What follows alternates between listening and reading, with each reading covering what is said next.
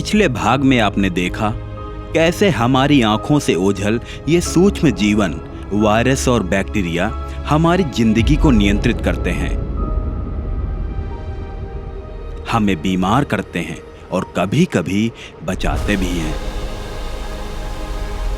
कैसे एक अदृश्य वायरस ने पूरी दुनिया को रोक दिया था और कैसे माइक्रोकॉस्मोस की ये दुनिया शायद हमारी ही नहीं बल्कि इस पूरे ग्रह की असली मालिक हो सकती है।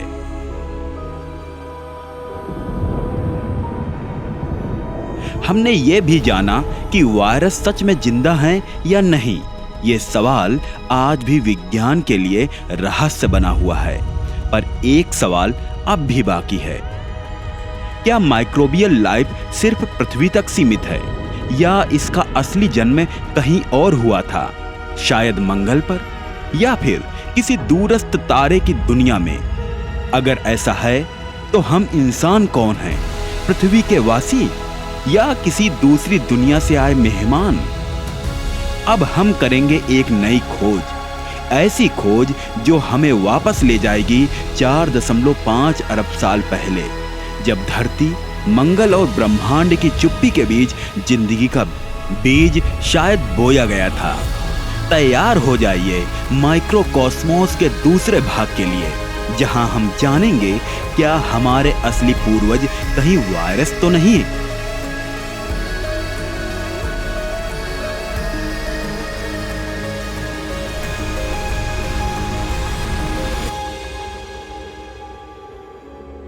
लाखों अरबों साल पहले जब पृथ्वी पर पनपे समुद्र के अंदर कॉम्प्लेक्स ऑर्गेनिक पदार्थों की मात्रा बढ़ते जा रही थी, तो आज से तकरीबन 3.5 अरब साल पहले जीवन ने अंगड़ाई लेनी शुरू करी।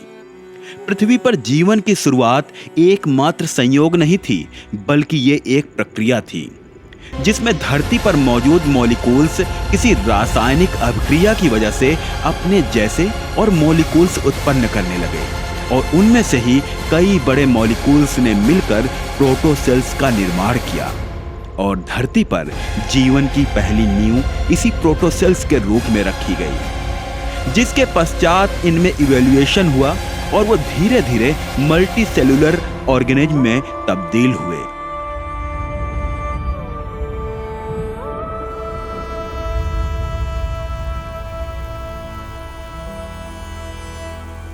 अर्थात इन्हीं सिंपल सेल्स के जटिल होने के पश्चात धरती पर जीवन का फलना फूलना शुरू हुआ। पर इस जीवन की उत्पत्ति में वायरस जैसे माइक्रो ऑर्गेनिज्म का स्थान कहां आता है? यानी क्या इस पूरे प्रक्रिया में वायरसेस का कोई योगदान था? अगर आप ये वीडियो आज से कुछ दशक पहले देख रहे होते तो शायद इसका जवाब नहीं में होता, क्योंकि वैज्ञानिकों के अनुसार इसमें वायरसेस का कोई योगदान नहीं था। पर वर्तमान स्टडी में वैज्ञानिकों की अवधारणा में बदलाव आया है और उनका मानना है कि धरती पर जीवन की उत्पत्ति में वायरस का भी बहुत बड़ा योगदान था। पर आखिर इसका पता कैसे चल पाया, या फिर हम इसका पता कैसे लगा सकते हैं? क्योंकि वायरसेस तो अपने इतिहास का कोई सुराग अपने पीछे नहीं छोड़ते हैं। वायरसेस के इवैल्यूएशन का पता लगा पाना लगभग नामुमकिन है, क्योंकि उनका कोई फॉसिल रिकॉर्ड नहीं है। वो अपने पीछे अपनी कोई भी छाप नहीं छोड़ते हैं। वायरसेस के इवैल्यूएशन का पता लगा पाना लगभग नामुमकिन है, क्योंकि उनका कोई फॉसिल रिकॉर्ड नहीं है। वो अपने पीछे अपनी कोई भी छाप नहीं छोड़ते हैं।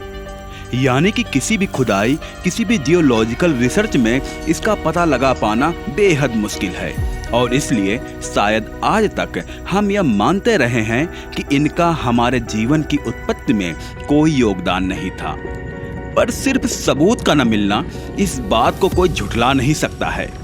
हम ये बिल्कुल भी नहीं जानते हैं कि आखिर लाइफ के पृथ्वी पर इवैल्यूएशन के दौरान वायरस ने कब, कैसे और कहां से वाइल्ड कार्ड एंट्री ली। क्या उनकी यह एंट्री बिल्कुल बिगिनिंग में थी या बीच में? हमें इस बात का भी अंदाजा नहीं है। एक थ्योरी तो यह भी बताती है कि वायरस ने ही धरती पर जीवन की शुरुआत की थी, क्योंकि शुरुआत में जब धरती पर मॉलिक्यूल्स रेप्लिकेट्स होना शुरू हुए तो उन्होंने एक प्रोटोसेल्स का निर्माण किया। तो शायद हो सकता है कि ये रेप्लिकेशन का काम वायरसेस से ही शुरू हुआ हो। पर इस थ्योरी में एक यह भी परेशानी है कि अगर वायरस पहले आए तो उन्होंने खुद को रेप्लिकेट करना शुरू कैसे किया, क्योंकि उन्हें खुद को रेप्लिकेट्स करने के लिए एक होस्ट की जरूरत होती है और इसके बिना रेप्लिकेशन संभव नहीं है। तो फिर ऐसे परिस्थिति में यह थ्योरी देना कि वायरस सबसे पहले आए थे कितना सही होगा। तो इससे यह सवाल उठता है कि क्या अर्ली सेल्स और वायरस इस प्रकार आपस में मिले होंगे कि इससे उन्हें म्यूचुअल बेनिफिट्स हों। यहाँ हम फिर कुछ नई थ्योरीज को लेकर कहेंगे कि कुछ वायरस और सेलुलर लाइफ एक साथ ही इवॉल्व हुए और उन्होंने बेहद आश्चर्यजनक तरीके से एक दूसरे की मदद भी की और यहाँ तक कि उन्होंने इंसानों की इवैल्यूएशन को भी बूस्ट प्रदान किया, यानी कि वो को इवैल्यूएशन का हिस्सा बने। पर आखिर ये को इवैल्यूएशन का कॉन्सेप्ट काम कैसे करता है, यह बात सोचने वाली है। हम ये बेहद अच्छे तरीके से जानते हैं कि एक वायरस खुद को होस्ट सेल के अंदर इंजेक्ट करता है और ऐसा करने के बाद वो पूरे सेल के स्ट्रक्चर को बदल देते हैं और शायद शुरुआती वायरस ने भी उस समय पर मौजूद सेल्स के साथ ऐसा ही किया होगा। वायरस के उन पर हमले में उनके आरएनए ब्रेक हो गए होंगे और फिर आपस में बदल गए होंगे। इसे आप प्राचीन काल में प्रचलित बार्टर सिस्टम से समझ सकते हैं, जिसमें दो इंसान ऐसे सामान का अदला बदली करते थे जिनकी उन्हें जरूरत नहीं होती थी और सामने वाले को जरूरत होती थी। तो उस टाइम पर वायरस और सेल्स के बीच भी यही स्वैपिंग टेक्निक्स इस्तेमाल में आई होगी और शायद इसी मटेरियल एक्सचेंज से दोनों ही माइक्रो ऑर्गेनिज्म में कुछ ऐसे बदलाव हुए होंगे जिसने सब कुछ बदल कर रख दिया होगा। तो इसी अट्रैक्टिंग टेक्निक से वायरसेस किसी सेल्स या ऑर्गेनिज्म के जीन्स में बदलाव करते हैं, उनमें अपना जीन्स जोड़ते हैं और इस स्वैपिंग की वजह से इवैल्यूएशन की प्रक्रिया आगे बढ़ती है। पर इस चीज की क्या प्रोबेबिलिटी है कि उस अटैक से होस्ट सेल की मौत नहीं हुई होगी? हो सकता है कि इस अटैक में ज्यादा होस्ट सेल मारे गए होंगे और उनमें जीन्स स्वैप नहीं हुए होंगे, लेकिन ये अटैक्स उस वक्त पर 1-2 हज़ार या 1-2 लाख की संख्या में नहीं हो रहे होंगे, बल्कि इनकी संख्या करोड़ों अरबों में रही होगी। यानी कि उन अरबों में से शायद एक बार ऐसा हुआ होगा कि कहीं कोई होस्ट में इस अटैक से जीन्स स्वैप हुआ हो और उनमें इवैल्यूएशन हुआ हो। इस बात से बिल्कुल मुंह नहीं मोड़ा जा सकता है। यानी कि इसी स्वैपिंग टेक्निक्स में वायरसेस ने किसी ऐसे ऑर्गेनिज्म का निर्माण किया जो आगे चलकर इवॉल्व होकर अलग अलग जीव और भी इंसान भी विकसित हुए। सच में यह सोचना कितना फैसिनेटिंग है कि हम किसी वायरस की संतान हैं और पूर्वज कोई वायरस थे। वैसे सीधे तौर पर तो नहीं, पर हाँ, हमारे अंदर मौजूद जीन्स में उन वायरसेस का जेनेटिक कोड्स जरूर मौजूद होगा। वैज्ञानिक मानते हैं कि तकरीबन 8% इंसानी डीएनए बस वायरसेस द्वारा किए गए वायरल इन्फेक्शन यानी कि स्वैपिंग का नतीजा है। अर्थात हम मनुष्य वायरसेस की वजह से आज इस धरती पर सांस ले रहे हैं और शायद उनके बिना आज हम इंसान ही नहीं होते। आपको विश्वास नहीं होगा, पर हमारे दिमाग में एक वायरल डीएनए मौजूद है जो न सिर्फ हमारी सोचने में मदद करता है, बल्कि उसके बिना हमारा दिमाग बिल्कुल जानवरों के दिमाग जैसा होता है। वैज्ञानिक ये भी मानते हैं कि हमारे अंदर बीमारियों से लड़ने की क्षमता और स्टार्च को डाइजेस्ट करने की क्वालिटी भी इन वायरसेस ने ही उपलब्ध कराई, तभी आज हम इसके बदौलत जीवित हैं। अगर आप पृथ्वी को आज 2.5 अरब साल पहले पीछे जाकर देखें तो आपको अंदाजा होगा कि उस वक्त पर धरती आज की तरह बिल्कुल भी नहीं दिखती थी।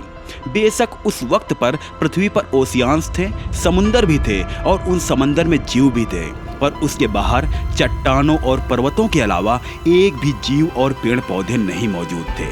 यह धरती बिल्कुल भी हरी भरी नहीं थी।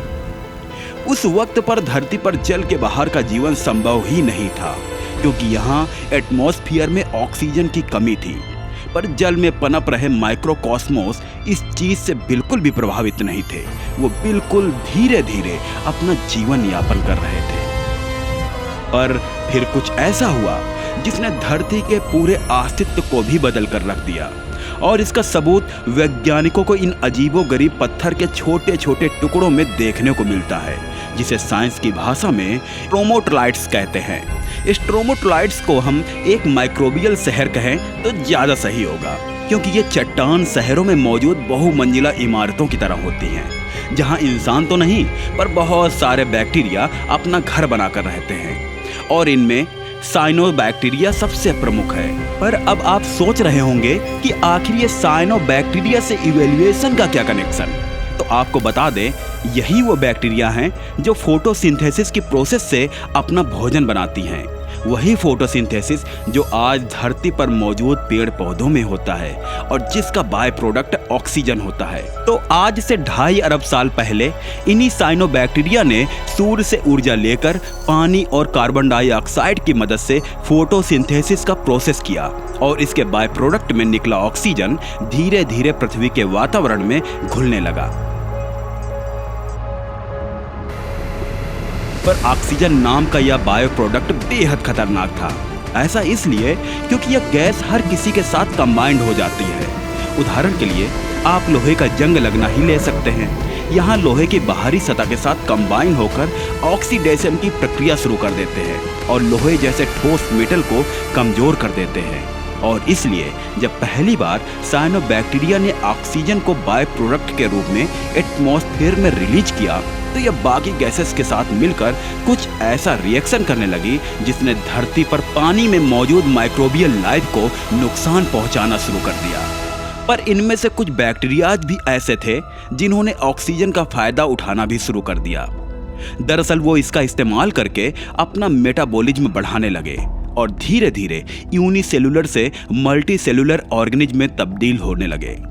उन्होंने रेस्पायरेशन के लिए भी ऑक्सीजन को इस्तेमाल में लाना शुरू कर दिया, और फिर इस वजह से वो बाकी ऑर्गेनिज्म की अपेक्षा काफी तेजी से इवॉल्व हुए। कह सकते हैं कि एटमॉस्फेयर में ऑक्सीजन की भरपूर मात्रा होने की वजह से यह जीव की मेटाबॉलिज्म इतनी बढ़ गई कि वो इसका इस्तेमाल करके और कॉम्प्लेक्स लाइफ फॉर्म में तब्दील होने लगे। और कुल मिला के साइनोबैक्टीरिया का फोटोसिंथेसिस के बाय प्रोडक्ट के रूप में ऑक्सीजन रिलीज करना अर्थ के लिए एक गेम चेंजर कदम साबित हुआ।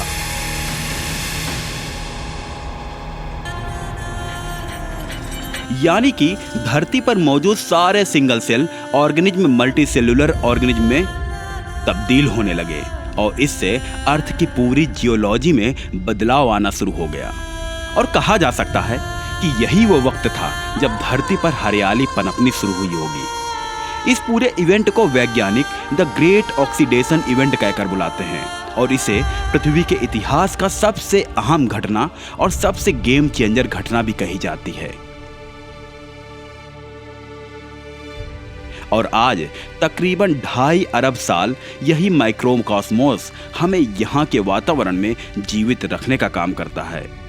क्या आपने कभी सोचा है कि आखिर हम जो हमेशा सांस लेते हैं और हमें जो भरपूर ऑक्सीजन हवा मिलती है वो आती कहाँ से है? ज़्यादातर लोगों को ये लगता है कि ऑक्सीजन हवा में पेड़ पौधों के फोटोसिंथेसिस प्रोसेस के बाय प्रोडक्ट के रूप में निकली ऑक्सीजन से आती है, और वो सोचते हैं कि रेन फॉरेस्ट में मौजूद लाखों वनस्पतियां मिलकर पृथ्वी के वायुमंडल में ऑक्सीजन की मात्रा को मेंटेन करती हैं। पर शायद उनकी यह सोच अधूरी है, क्योंकि यह पूरा सच नहीं है। आपको जान के हैरानी होगी, पर धरती पर मौजूद मैक्सिमम ऑक्सीजन पेड़ पौधों से नहीं बल्कि माइक्रोकॉस्मोस में मौजूद माइक्रो ऑर्गेनिज्म से आती है। पर कैसे? आइए एक एग्जाम्पल से इसे समझते हैं। आज से मात्र 5 वर्ष पहले साल 2020 में वैज्ञानिकों को अर्थ सैटेलाइट इमेज में महासागर में घूमते हुए कुछ अजीबोगरीब पैटर्न्स नजर आए। यह पैटर्न्स महासागर की लहरें नहीं थी और न ही यह कोई मछली थी, बल्कि यह ऐसे माइक्रोस्कोपिक क्रीचर्स थे। फाइटोप्लैंक्टन का नाम दिया जाता है। आपको विश्वास नहीं होगा, पर फाइटोप्लैंक्टन एक ऐसे माइक्रो ऑर्गेनिज्म है जो फोटोसिंथेसिस की प्रक्रिया कर अकेले इतना ज़्यादा ऑक्सीजन रिलीज करते हैं कि यह अर्थ पर मौजूद पूरे फॉरेस्ट द्वारा रिलीज ऑक्सीजन से मात्रा में कई गुना अधिक होती है। रिपोर्ट्स की माने तो रेन फॉरेस्ट से अर्थ की 30% ऑक्सीजन की सप्लाई होती है, पर वहीं ये फोटोप्लैंक्टन अर्थ के 70% ऑक्सीजन रिलीज करने का काम करते हैं। यानी कि आज भी जब हम सांस लेते हैं तो उसमें 70% प्रोडक्ट माइक्रोकॉस्मोस के ही होते हैं। तो हम इस बात से पीछे नहीं हट सकते कि माइक्रोकॉस्मोस ने हमें यह जीवन दिया है और आज हम धरती पर चैन की सांस इन्हीं माइक्रोकॉस्मोस की वजह से ले रहे हैं। पर वर्तमान में कुछ ऐसा हो रहा है जिससे यह माइक्रोकॉस्मोस हमारे जान के दुश्मन बनते जा रहे हैं और जल्द ही धरती पर एक ऐसी कोलैप्सिस शुरू करने जा रहे हैं जिससे इस धरती पर इंसानों और अन्य जीवों का नामो निशान भी नहीं बच पाएगा। दरअसल पिछले कुछ अरसों में मानव के अलग अलग खतरनाक और सेल्फिश गतिविधियों की वजह से धरती पर कुछ ऐसे खतरनाक और जानलेवा माइक्रो ऑर्गेनिज्म पनप रहे हैं जो एक चुटकी में धरती से मानवों का सफाया कर सकते हैं। हमारी नदियाँ, जंगल, हवा और मिट्टी जो कभी जीवन का आधार थे, अब इन माइक्रोस्कोपिक दुश्मनों के लिए एक सुरक्षित ठिकाना बनते जा रहे हैं। ये वायरस और बैक्टीरिया तेजी से विकसित हो रहे हैं, नई नई शक्तियां हासिल कर रहे हैं और मानव इम्यून सिस्टम को हराने के नए नए हथियार बना रहे हैं। लेकिन क्या ये केवल प्राकृतिक प्रक्रिया का हिस्सा है या फिर कोई बड़ी साजिश, कोई छिपा हुआ खतरा है जो हमसे अब तक छुपाया जा रहा है? क्या यह माइक्रोस्कोपिक जीव सिर्फ हमारे दुश्मन हैं या उनके पीछे कोई गहरी और अज्ञात ताकत काम कर रही है? आज का मानव जहां विज्ञान और तकनीक में चरम पर पहुंच चुका है, वहीं हमारे सामने एक अनजाना, अदृश्य और घातक दुश्मन खड़ा है जो हमारी जान लेने से भी ज्यादा हमारे अस्तित्व पर सवाल खड़ा कर रहा है। अब सवाल ये उठता है कि क्या हम इन माइक्रोस्कोपिक खतरों का सामना करने में सक्षम हैं? क्या हमारी दवाएं, हमारी समझ और हमारी तकनीक हमें बचा पाएंगी या फिर यह पृथ्वी एक बार फिर से विनाश की कागार पर है, एक ऐसी कागार जहां से वापसी नामुमकिन हो? हमारा भविष्य अनिश्चित है। हमारे सामने एक ऐसा मोड़ खड़ा है जहां इंसानियत की सबसे बड़ी परीक्षा होने वाली है। क्या हम इस छिपे हुए सूक्ष्म शत्रु को मात दे पाएंगे या फिर यह महामारी हमारी धरती की आखिरी परीक्षा साबित होगी? इन सवालों के जवाब और इस रहस्य की तह तक जाने के लिए तैयार रहिए, क्योंकि अगले भाग में हम लेकर आने वाले हैं वो सारी जानकारियां जो इस गहरे और खतरनाक सवालों के जवाब खोजने में हमारी मदद करेंगी। यह कहानी अभी खत्म नहीं हुई है, यह तो बस एक शुरुआत है। आइए मिलकर खोजें कि क्या इंसानियत अपनी ताकत दिखा पाएगी या यह माइक्रोस्कोपिक खतरा हमारी दुनिया को हमेशा के लिए बदल डालेगा। तैयार रहिए अगली कड़ी के लिए।